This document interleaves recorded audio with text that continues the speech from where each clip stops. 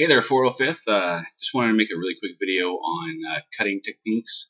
Currently I'm making the Halo Reach forearms for a tutorial, and I noticed that it's kind of important to show about some of the ways I use my blades to get really crisp, clean cuts. So without further ado, I'm going to go ahead and tilt the camera down, and this is the piece that we're going to be working with right here. This one right here is an angled cut, and it's going to have about a 45-degree angle going outwards. And then this straight cut right here will have about a 45-degree angle going inwards. And then this piece right here I'll be cutting out, and this inside piece I'll be cutting out. And generally that would be for like subsetting a piece to have it recessed a little bit. So first thing, the tools I use. Here is number 3 scalpel handle and number 11 scalpel blade, easily removable, and comparative to X-Acto blades, the same sharpness but about 10 times cheaper. Also, the box cutter blade I was referring to is this little guy right here, a little single edge box cutter blade. Gives excellent control when you're doing your angled cuts. So this is an older one. I'll be getting a new one here in a second. But getting on with the cuts.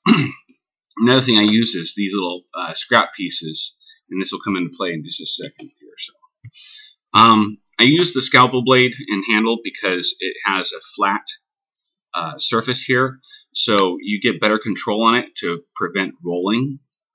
So when I do a cut, what I'll do is on this line right here, this line that I'm going to be cutting, the straight line, it's a fairly simple one. Just push my blade through, keep the blade up as much as possible, and bring it right through. If you notice the blade is starting to drag some, I break out the sharpener.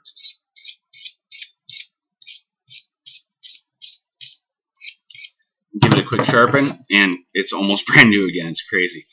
So now I've just done this cut right here. With this line right here, what I'll do is instead of going this way, what that tends to do is it tends to pull the EVA, which then can lead to not a 90-degree angle cut. So what you want to do is you want to cut towards your other cuts. So like this one right here, bring this straight through. And notice my pinky on the mat right here. I use that for stability. I always try to keep at least 2 points of contact with the EVA, and preferably 3. Now we go to this guy right here. Now this one we have where it comes in. It's going to be an inside cut. Now this angle isn't so bad. I can usually redirect the blade really easily, but I want to show you a technique that I've learned with using your scrap pieces. So what I have here, this guy right here, and bring it in.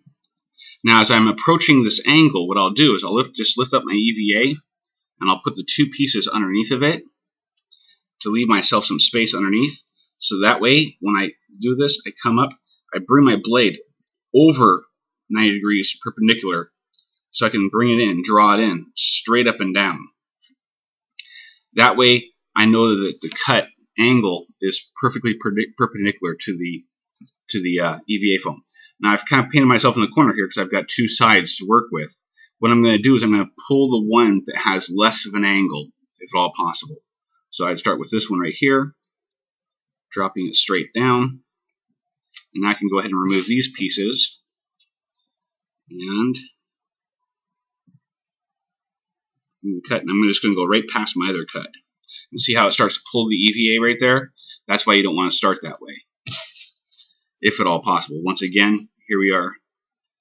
If that's the case and you really want to get a nice straight cut, you drop the blade down, and you just do a little saw to begin it, and then you can go ahead and pull it. So now I have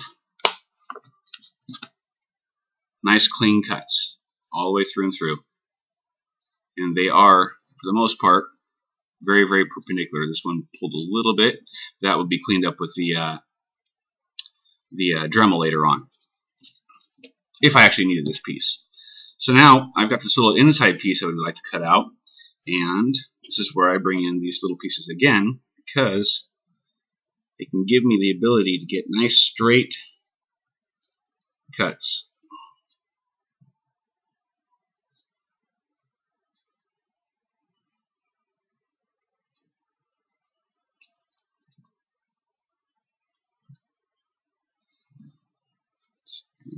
Let's go. A lot of times I have to reposition them several times just to get it right.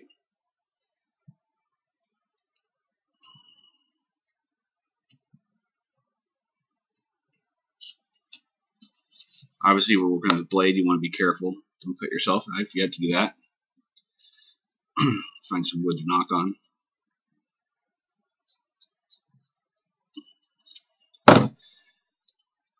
So now there's the piece. Here's the inside of the cuts. See, here's the outside. Vice versa. I'm not sure which way we want to say that. There we go. And this piece could be glued in for either erased or recessed if I were using it. It wasn't just a demo piece. Okay, so now we're going to move on to the angled cuts. Blade dispenser, brand new blades. Always try to use brand new blades on angled cuts because they do require a nice sharp blade. So on this one right here, I'm left-handed. This one right here, I'm going to go on the outside. This is where I use my 3 points of contact. It's my pinky, my ring finger, and then my middle finger gets curled up underneath, and it holds the blade on this side, whereas my index finger will push on the blade on this side. And then my thumb holds the other side of the blade. So I'm doing this. Start it, and then just travel it around.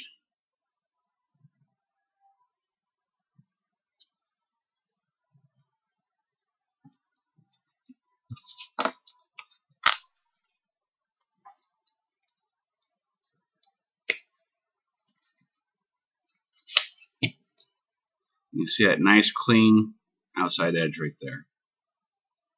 Okay, so now once again going this way,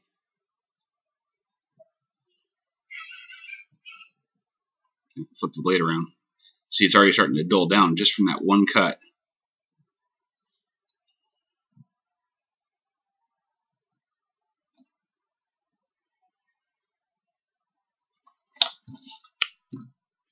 And there it is. Nice, clean, 45-degree angle cut going back the other direction.